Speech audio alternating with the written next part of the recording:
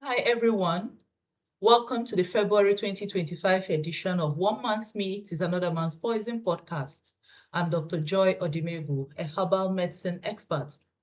There are a lot of questions on this topic of abuse and misuse of herbal medicines, and I'm here to respond to them all.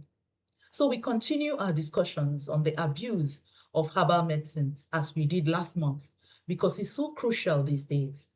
Medical doctors are noticing kidney and liver failures in a large number of people, and many of them are young. They shouldn't be candidates for such illnesses.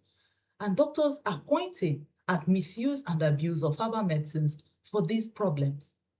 Herbs are very powerful as medicines, and so should be used with caution, always, even the ones consumed as food. Once they are prepared for consumption as medicines, caution should be observed always. Herbal medicines typically abused are those for weight loss and also for disease prevention.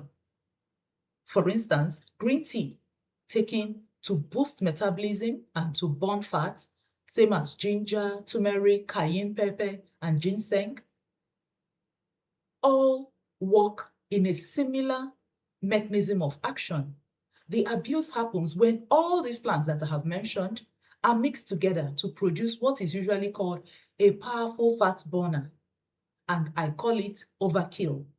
All the plants listed help in glucose metabolism for fat burning, but why condemn all of them? And people will say to attain desired weight faster, and at the same time, one is overloading the system. It's important to use two or maximum three at the same time. Green tea actually is better taken alone because there are so many compounds in the green tea just on its own alone.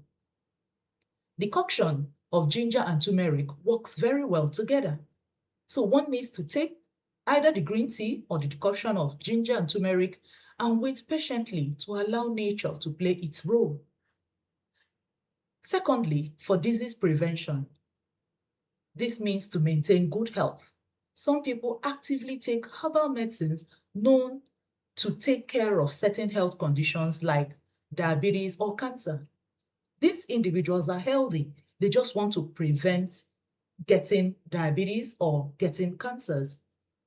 So a typical example is bryophyllum leaf tea, which is known to help with diabetes, because it modulates blood sugar. So these healthy individuals are taking bryophyllum leaf tea to be healthier. And I don't think it's advisable. It's better to prevent diabetes through taking healthy, wholesome foods and exercising than by consuming bryophyllum leaf tea, which contains toxic compounds that are helpful only to sick people. The second plant that is widely used and abused is soursop leaves. The tea is the rage at the moment now because it's known that soursop leaf extracts actually kill cancer cells. There is no scientific evidence that it prevents cancer. So it's not advisable for people to take soursop leaf tea as a preventive for cancers. There's no evidence, there's no scientific evidence for this. What we have in evidence from research is that soursop leaf extract can actually kill healthy cells. So one needs to be very, very careful. It's not safe to take soursop leaf tea as a preventive for cancers.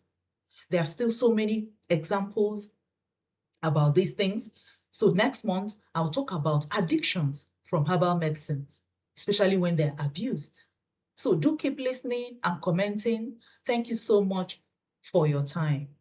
Bye.